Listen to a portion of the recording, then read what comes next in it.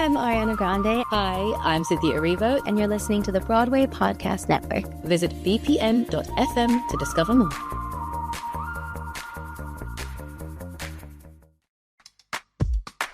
Hey everyone, this is Alan Seals with the Theater Podcast and Broadway Podcast Network. We are here on the press day of Real Women Have Curves, and we just had 4 exclusive performances, and everyone around me is just still humming the song. It's incredible. Real Women Have Curves. It's great. Can't wait to share this with you. Stay tuned.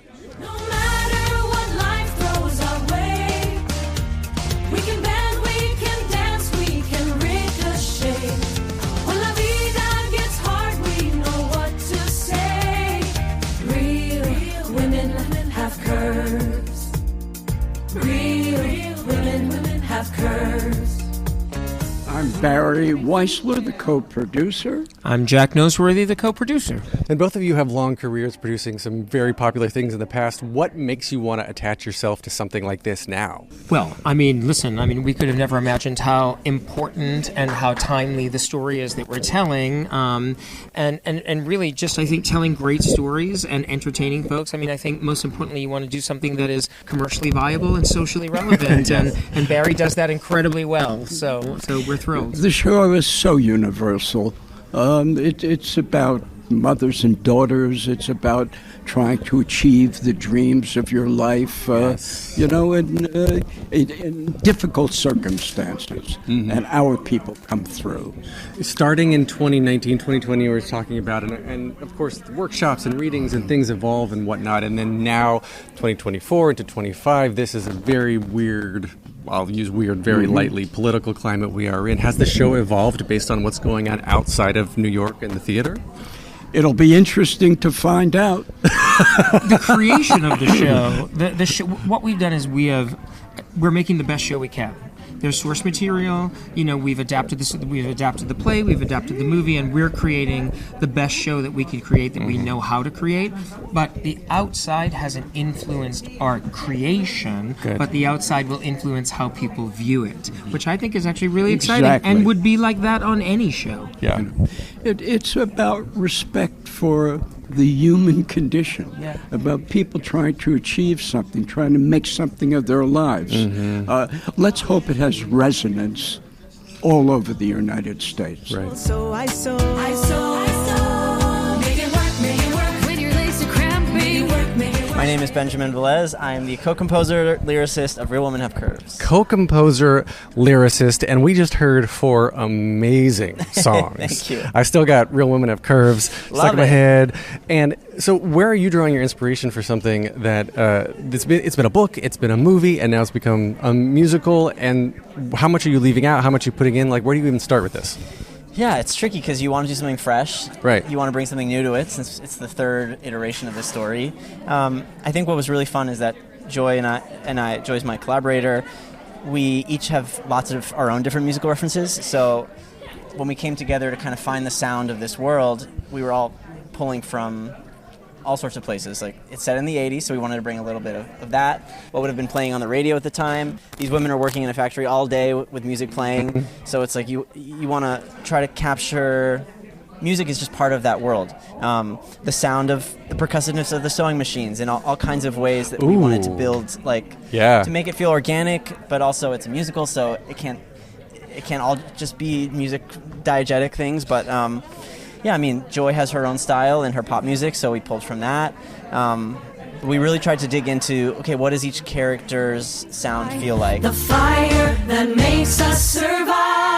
Hi, my name is Aline Madagoitia, and I play Itzel in Real Women Have Curves. And tell me about your character. What is her, without giving away, no spoilers, what does she want in the show? What is her purpose? Yes, so Itzel is a girl from Guatemala that recently crossed the border. She is the newest arrival to the factory, the Garcia family factory. Mm-hmm. And she is 19 years old. She has lived a very intense life in Guatemala in the 80s, which was like a whole shit show. Mm-hmm. And in order to help her family, like so many immigrants, has to make this really difficult choice to cross the border and to go make money so that she can support her family back home.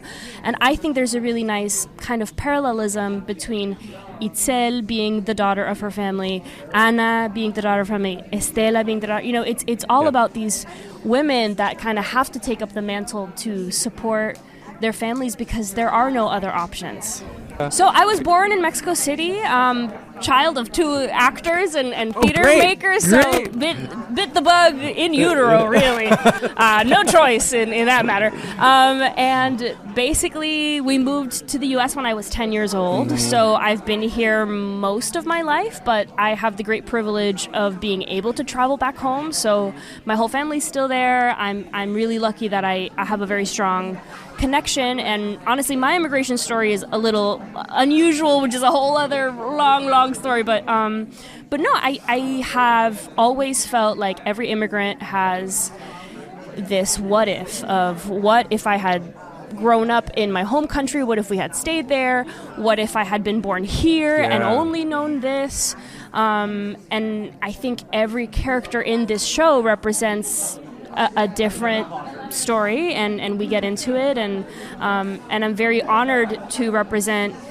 Itzel because Itzel's storyline, especially being from Guatemala, which being a Central American immigrant, especially at that time, like it's a whole other thing, and I think we are probably the first time that we are really kind of bare bones representing someone who is undocumented on a Broadway stage, and I have a lot of weight on my shoulders to do that, and I'm going to try my best to represent that with all of the humanity and dignity that I can. Have you talked with your parents about this, like specifically about like what it means to represent Latin women and just Latinx culture in general on Broadway here in New York?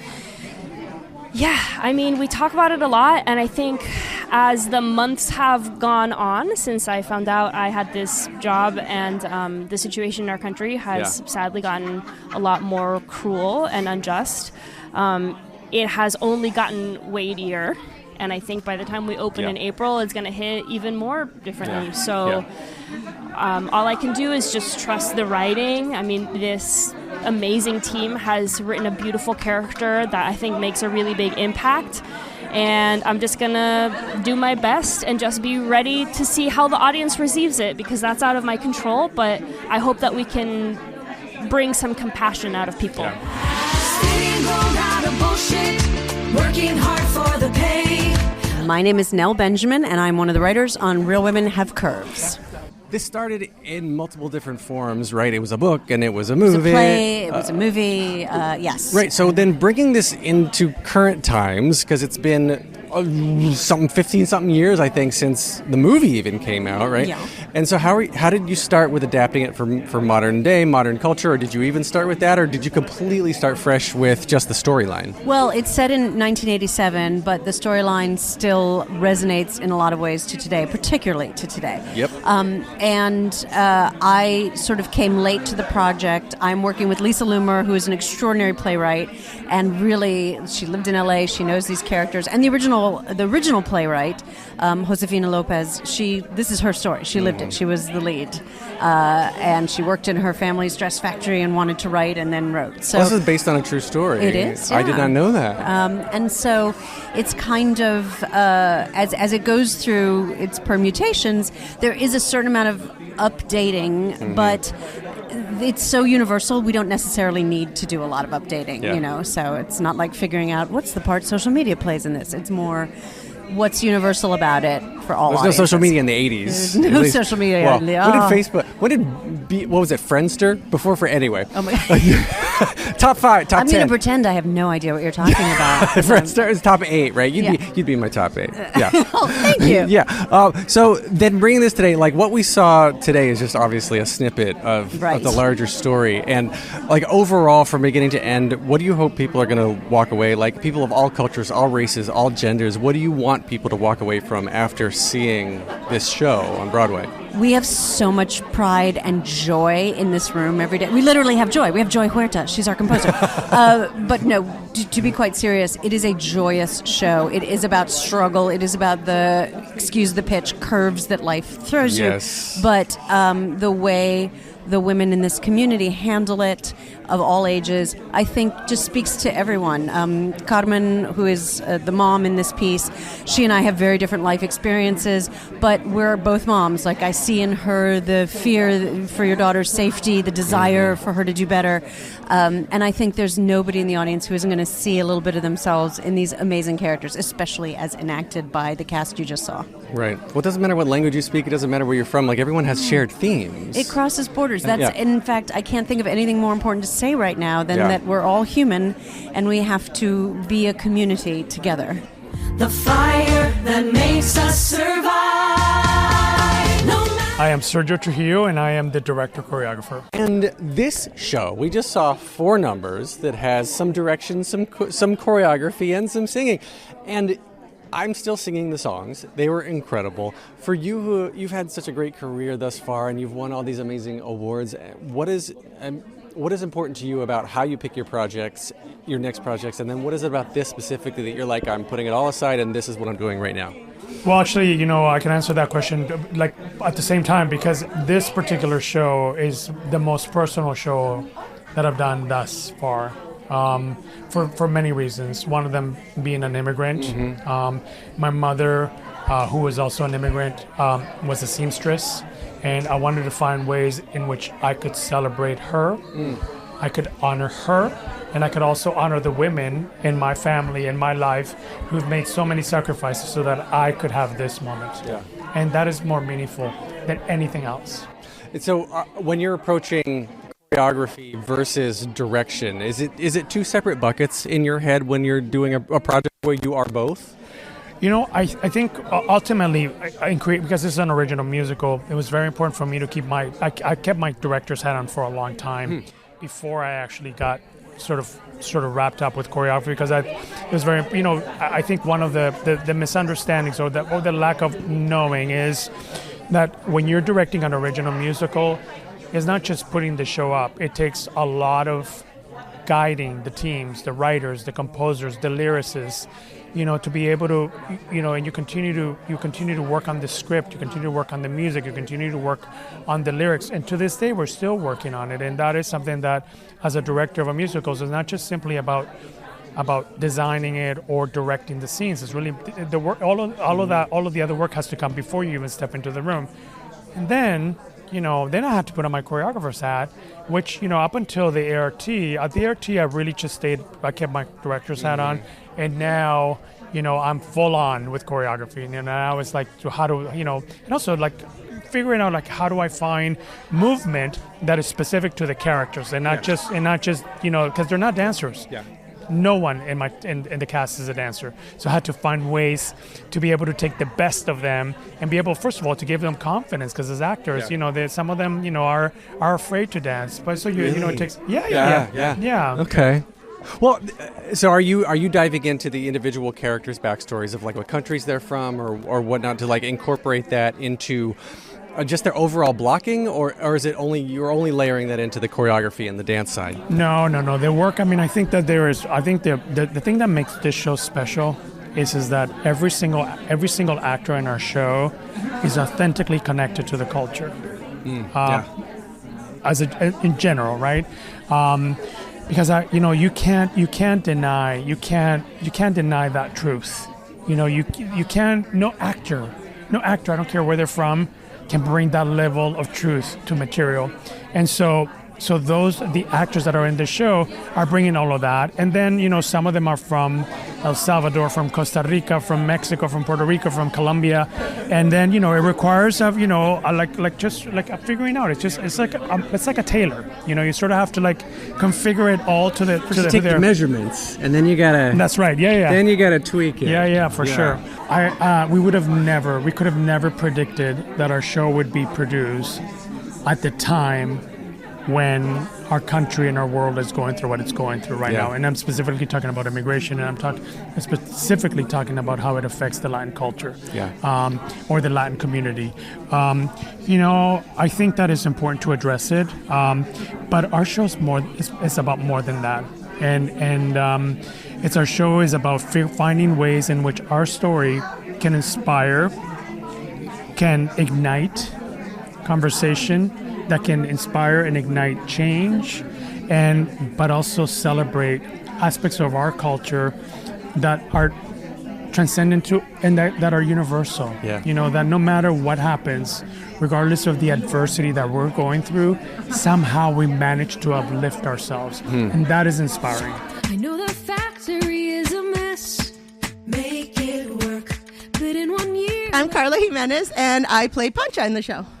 And I am Jennifer Sanchez, and I play Rosalie. And for the two of you being here on Broadway, representing all sorts of cultures and identities and sexualities and everything, what does this mean for the two of you to be here and bring your characters to life on the Broadway stage for everyone? I think it's huge. I think it's really important to see representation.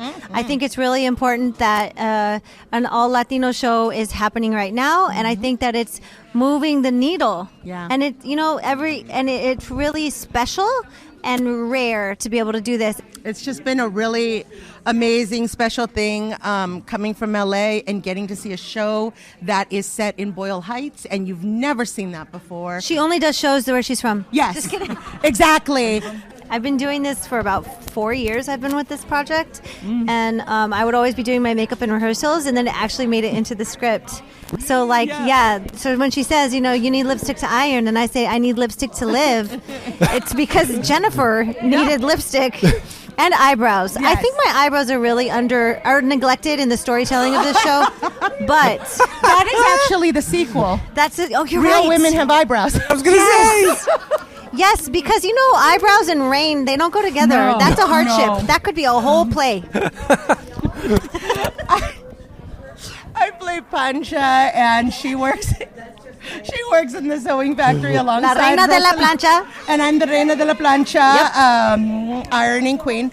And she's just sassy. She just says whatever she wants to say, and she has hopes and dreams like everyone else in that factory, and she actually has a lot of heart and warmth for Anna and wanting her to go after her dream. Yes. So in the climate that we're in and the time we are in now, what do you want people to walk away from after seeing the show? What do you want them to hold with them?